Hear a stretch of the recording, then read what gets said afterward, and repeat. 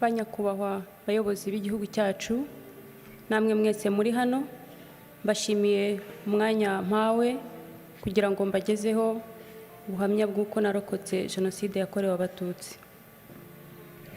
Yewe ubagezaho ubuhamya nitwa Liliane Murangwayire, nkomoka mu karere ka Bugesera, umurenge wa Ntarama, akagari ka Kanzenze, umudugudu wa Karumuna.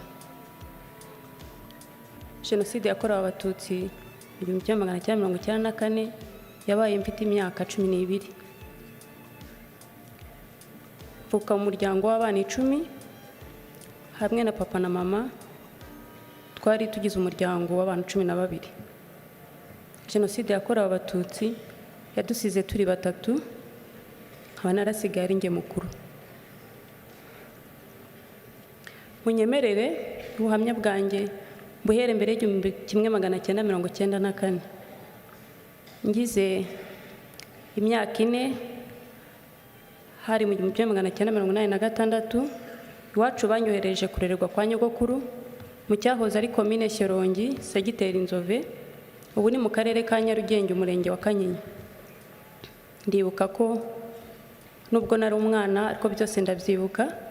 Ndibuka ko umunsi wa mbere ngezeyo twaraye twihishe mu bihuru baduhiga ngo batwice.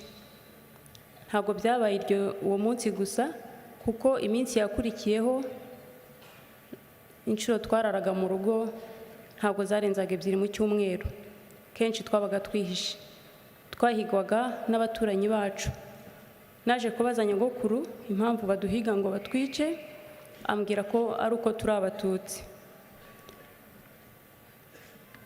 Nta tegeko ryabagaho ryabahanaga, nta n'uwo kuregera twari dufite. Kandi naje kumenya ko icyatizaga umurindi abo baturanyi bacu baho ngaho, hari hatuye umunyamabanga mukuru wa Muvoma witwaga Habimana Bonaventure.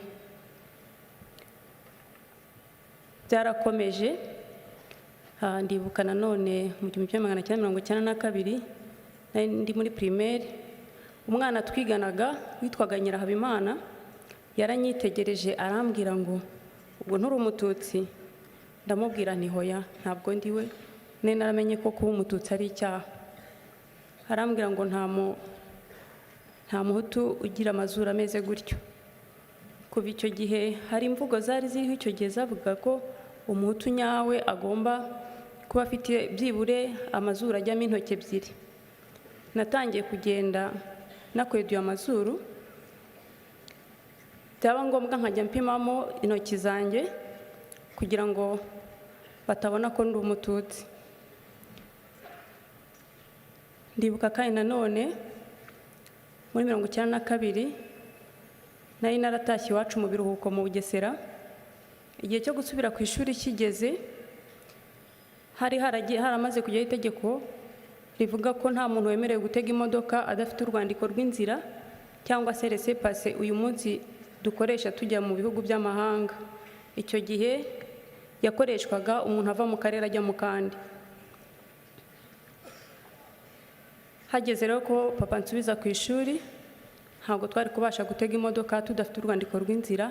Yaranyitwaje ajya kuri komine kunsabira urwandiko rw'inzira. Tugezeho kugira ngo baruduhe, babwiye abapolisi ngo nimugifate mu gifungi. Baramusohokanye, nanjye musohoka impande, ngenda mufashe ipantaro. Tugeze ku muryango wa kasho, baravuga ngo ntabwo tugifungana n'iki cyana cyacyo, nimukirekure gitahe. Twari twarabaye ibintu, ntabwo twari abantu. Twatashye nta kintu baduhaye. Icyo gihe navuye mu Bugesera n'amaguru, ngiye Shyorongi n'amaguru. Byarakomeje. Nanone ikindi nibuka mu 1992, ndibuka ko hari igihe papa baje kumutwara abasirikare bamujyana aho wabaga, baramukubita bamugira intere. Ibyo byose byari gukomeza kudutoteza. Mu 1993 nari nkiri kwa nyogokuru. Bya bitero byazaga, noneho byaraje hari mu kwezi kwa 6 baradusenyera inzu, barayisenya uwo munsi bayishyira hasi, amatungo barayarya, ibintu barasahura. Ubwo twari twihishe n'ubundi, ariko icyo gihe baratuvumbuye baratwirukankana, ariko tugira amahirwe ntibadufata, bahita basubirayo bajya gukora ibyo mbanze kubabwira. Urugo rwa nyogokuru rwabaye itongo gutyo. Nahise nkomariza iwacu mu Bugesera njya kubayo, ntabwo byatinze, itariki 7 z'ukwezi kwa 4 1994 yarageze. Ndibuka ko twari twaraye dutaramye n'umuryango mugari tunezerewe nta kibazo, ariko mu rukerera rwo ku itariki 7 mama afunguye radiyo yumva harimo musique classique, yakurikirwaga n'itangazo rivuga ngo umukuru w'igihugu yitabye Imana kandi nta muntu wemerewe gusohoka mu rugo. Twese twahise dukanguka aho twari turi ko twarabyumvise, ubwoba buradutaha, turatitira, nta maguru ntiyafataga hasi, umubiri waratitiraga, buri wese aho yari ari. Dutegereza ikiri bukurikire. Umunsi bwarije buracya, ku itariki ya 8 saa 5 z'amanywa nibwo igitero cyaje mu rugo, buri wese yirukanse ukwe. Ariko mukuru wanjye wari uhetse umwana we nakurikiraga n'umwana wonkaga, bo bahise babica, ndetse na murumuna wanjye wankurikiraga baramutemye, ariko ntabwo yapfuye. Ubwo njye nirukanse ngana ahantu hari ifamu y'umugabo witwaga Secyavu, yari umucuruzi, we ntabwo yahigwaga, twari tumenyereye ko yari inshuti y'iwacu. Njye rero nirutse nganayo, cyakora ngezemo nahuriyemo na papa na mama na bakuru banjye 2 n'umwana wari ucutse. Ako kanya tukihagera, abakozi bakorera uwo mugabo mu ifamu bahise bamubwira ko abasirikare bamenye ko hari abantu bahahungiye, ko bagiye kuza kuhabicira.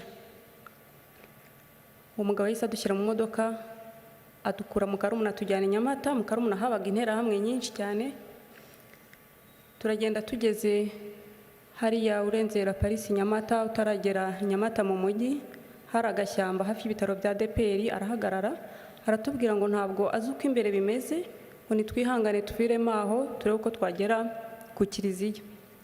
Arakata asubirayo. Papa rero yaravuze ati n'ubundi imbere nyine ntabwo tuzi ko hameze, kadusubira inyuma. Twasubiye aho bita kuri Arete, niho nyogokuru bari baramwimuriye, tujyayo. Ndibuka ko akimbona yambwiye ati wowe ntaho uzajya, uzawo kubara inkuru. Twaraye aho ngaho, ngo turi kumwe nk'umuryango nk'uko nababwiye, twahagurutse tuhasanze nyogokuru na marume Musonera n'umwana wa marume n'undi musaza wahabaga, turayaho. Buke mu gitondo, ubwo bibaye ku itariki 9. Ku itariki 9 papa amenya ko abandi batutsi baho ngaho bose bahungiye mu ishyamba ry'Ikayumba, ati natwe reka dusanga abandi. Turagenda tugera i Kayumba, dusanga hari impunzi nyinshi cyane. Papa arahitegereza ati ahangaha ntabwo twahaguma. Byari bimaze kuba nka saa 4, saa 3 n'igice gutyo. Turakomeza tujya ku kandi gasozi biteganye, hirya yaho kitwa Karambi, hari urusengero rwa DPR, naho tuhasanga impunzi nyinshi zaturutse mu bice byo ku Murama. Hanyuma ariko tukiva i Kayumba aho, igitero cyaraje kica abantu bose tuhasize, hafi ya bose barabishe. Dutegereza ko twe tugerwaho, uwo munsi ntibatugeraho. Buracya ku itariki 10 mu gitondo nanone kare baratumva ibitero biraje, ariko uwo munsi byiriwe bihiga abantu mu ishyamba ry'Ikayumba, bivumburamo abantu babica, induru zivuga ku musozi n'amasasu.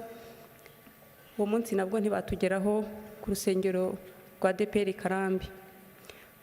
Burira buracya ku itariki ya 11, noneho igitero cyaje kirombereje kije aho twari turi kuri urwo rusengero.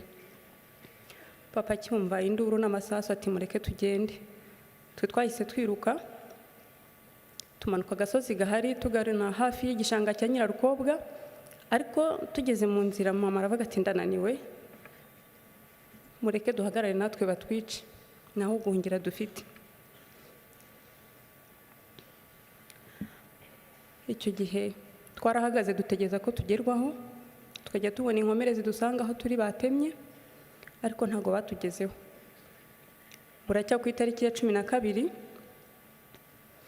nanone byari byaramenyerewe, buri gitondo bazindukiraga ku murimo wo kuza kwica. Nanone twumva induru n'amasasu, turongera tuva aho twiruka tumanuka noneho mu gishanga cya Nyirarukobwa. Twiriwe tubundabunda mu bihuru byaho, niko ku musozi hirya no hino bavuza induru, niko bavumbura abantu, niko abo barasa, abo batemye. Twirirwa tubunze, ariko uwo munsi nabwo ntibatugeraho.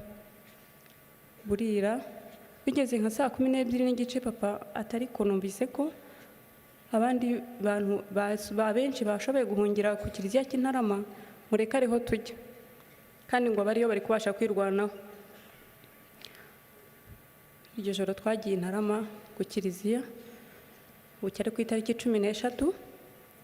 Ku itariki 13 nabwo ibitero bikomeza kuza Intarama, naho abantu bakirwanaho.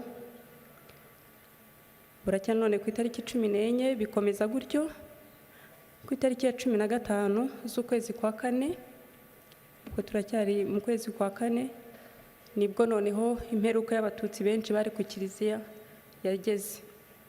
Itariki 15 isaha saa 5 igitero cyaraje gikomeye, kinjira ku kiliziya, kica abantu, bisha abantu nabi. Batemye abantu, nabonye impinja bazikubita ku nkuta, n'ubu haracyari ikimenyetso cy'amaraso yafasheho aho bakubitaga impinja. Nabonye abana batoya twanganaga imyaka 11 n'ibiri n'itatu kuzamura, bazanye n'ababyeyi babo kwica abantu, bakajya babaha akazi ko kuyora umuriro mu mashyiga aho impunzi zari zitekeye. Murumva ko saa 5 abantu bari batetse bashaka kugira ngo ariko ari cyo baramiza abana. Bakajya babana batoya aribo bayora umuriro, bakawunyuza mu nkuta bamaze gutobora bamena mu kiliziya, mu gihe inzugi zitaravaho ngo babashe kwinjira bisanzure bice. Nabonye kandi abasirikare bari bahagarikiye abicanyi, barababwira ngo nta sasu bafite ryo gupfa ubusa, ngo nibakoreshe intwaro gakondo. Batwahutsemo rero, badutemesha imihoro, baduhingisha amasuka, badusogotesha amacumu n'ibyuma, batwicisha impiri zirimo imisumari zitwaga nta mpongano. Bakoresheje ibikoresho byose muzi bishobora kwica. Twishwe nabi, nanjye nibwo nagezweho, bantema mu mutwe, bantema ku kiganza, bantema akaguru, bankubita impiri. Namaze umwanya ntumva, ntazi naho ndi, ariko nyuma nza gutangira kumva amajwi, ndazanzamuka. Isaha ya saa 9 nibwo bari bashoje, ariko nabwo bikanze abantu bacu bari bagiye kumira ibindi bitero, baragenda. Bigeze ku mugoroba nka saa 11 baragarutse, binjira mu kiliziya, noneho banyangizamo urusenda kugira ngo n'uwaba arimo yitsamure bamuhorahoze. Jye naraye muri iyo mirambo uwo munsi. Bigeze mu rukerera nka saa 10 nza kubona papa yinyagambura, ubwo abandi mbaheruka ubwo, uwo nabashije kubona yinyagambura ni papa.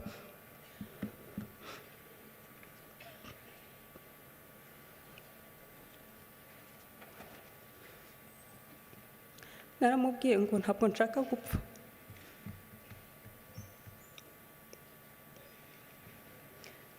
Namubwiye ni namfashe tuva aho ngaho tugende, byari mu rukerera.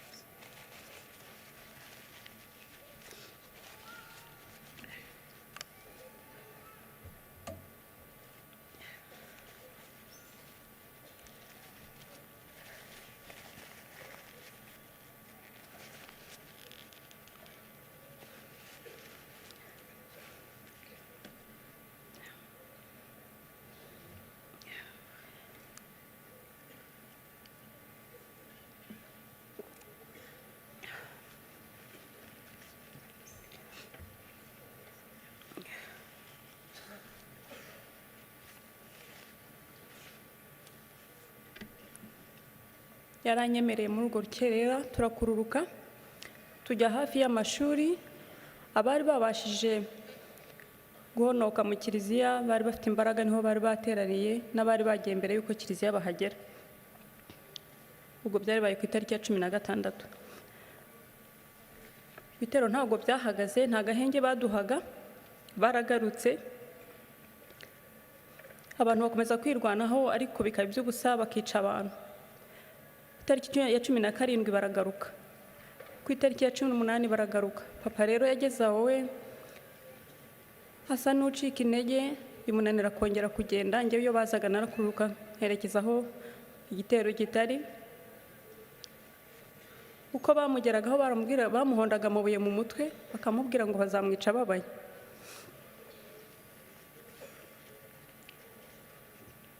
Ku itariki ya 19 noneho haje igitero simusiga. Bari bagiye guhuruza ikigo cya gisirikare cya Gako, bavuga ko aho ku mashuri harimo inkotanyi bafite n'imbunda. Ku itariki 19 bazanye igitero, bazana amabisi yuzuye abasirikare n'interahamwe. Abantu birwanaho bazi ko ari bisanzwe, ariko baraneshwa. Icyo gihe bishe abantu benshi cyane. Papa nawe nibwo bamuhorahoje. Icyo gitero cyarakomeje, dukomeza twisunika duhunga, umuntu yabaga afite aho ahungira. Ndibuka ko aribwo nageze mu gifunzo, igifunzo cy'icyugaro aho twita muri Senite. Igifunzo nakigezemo njye sinongeye kukivamo. Icyo gifunzo mbabwira cyari cyuzuye amazi, hari mu kwezi kwa 4 imvura ari nyinshi. Cyuzuye amazi, umuntu yinjiragamo hakagira n'abahenengera, hari abamizwe n'isayo benshi. Kandi ubwo n'ubundi twasanze hari imirambo irimo, hari abari bariciyemo. Buri munsi rero interahamwe zarazaga zikinjiramo, ntabwo zatinye. Ugasanga baratema ibifunzo bagatemana n'abantu, ho batera ibisongo mu gifunzo, bateramo ibisongo mu mazi. Ubwo natwe niko turimo. Buri munsi bazaga saa moya bakagera saa 11. Byari akazi, ntabwo baruhukaga saa 6. Saa 11 bamara gutaha, hakaza akajugujugu hejuru y'igifunzo, bikagenda hejuru hafi, ngira ngo barebaga abantu basigayemo kugira ngo hari bamenye igitero kiza kugaruka umunsi ukurikira, wenda imbaraga kiraba gifite. Byarakomeje, murumva ahantu twabaga abantu baraboreyemo, yaba imirambo ya kera, yaba ari imishyashya. Natwe twari twaratemwe, twari twaraboze, inyo ziri mu bisebe, nta buzima.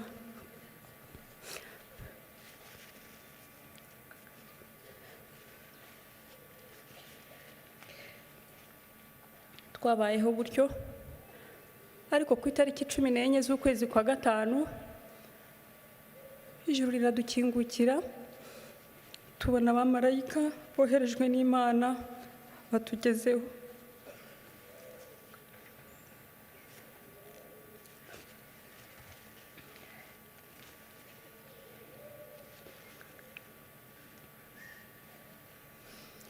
Izo ni inkotanyi mvuga zo kabyara.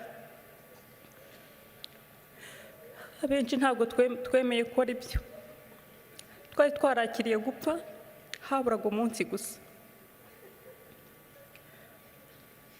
Ariko batugezeho baratubwira bati nimuhumure, nimuhumure ntimugipfuye.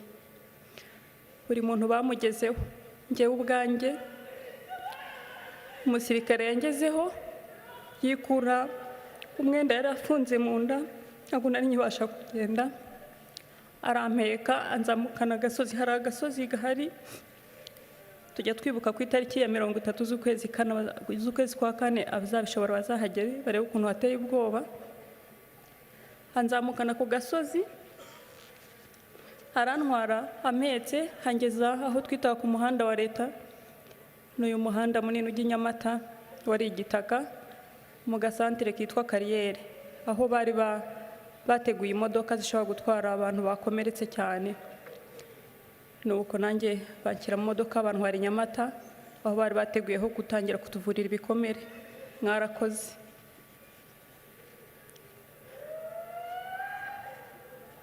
ntabwo natinze ngewe aho ngaho aho batuvuriraga. Inkotanyi zifatanyije n'umuzungukazi Maria Pia Famfani yari inshuti y'u Rwanda, banyohereje hamwe n'abandi bana kutuvurira mu Butaliyani.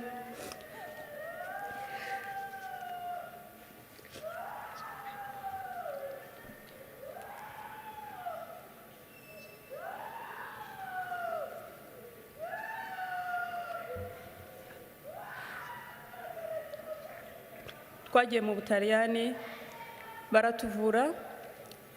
Ndashimira igihugu cyacu ko bakomeje kudukurikirana kuva tugezeyo, ndetse tumaze gukira neza badufasha no kugaruka, nubwo hari abandi bahezeyo. Twaragarutse tugera mu gihugu dusanga aba baraduteguriye buri kimwe cyose. Njye nibwo namenye ko hari barumuna banjye babiri bahari barokotse. Ntangira ubuzima rero nabo, ubuzima butari bworoshye, ariko nanone bworoshye kubera ko ubuyobozi bwari bwarateguye buri kimwe.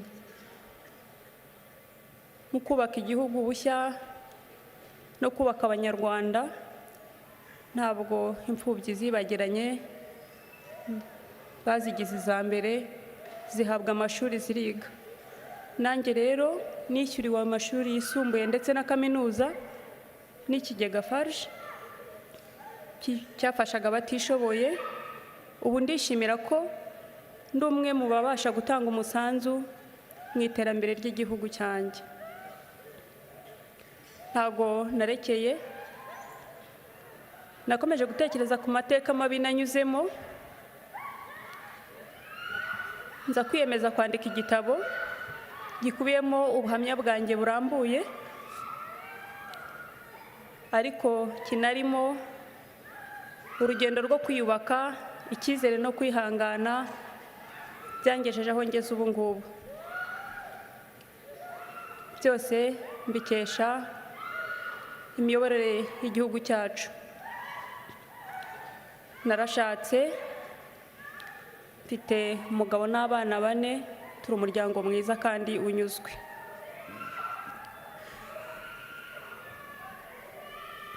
Ndashimira ubuyobozi bwacu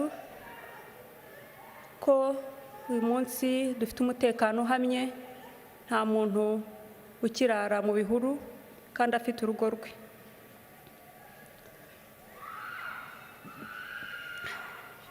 Ndashimira kandi ubuyobozi ko buri gihe mutuba hafi, cyane cyane no mu bihe nk'ibi twibuka abacu bazize Jenoside yakorewe Abatutsi. Biradukomeza nk'abacitse ku icumu, nk'abarokotse Jenoside yakorewe Abatutsi. Mwaduhaye ijambo mu ruhando rw'amahanga, tuzakomeza kubumbatira ubumwe bw'Abanyarwanda, twirinda icyakongera kuducamo ibice kugira ngo tutazongera gusubira mu mateka twanyuzemo. Tuzatoza abana bacu gukomeza kubumbatira ubwo bumwe nk'uko mubidutoza. Ndasoza mbashimira kandi nshimira Imana yo yabidushoboje, ndayibaragije. Dukomeze twibuke twiyubaka.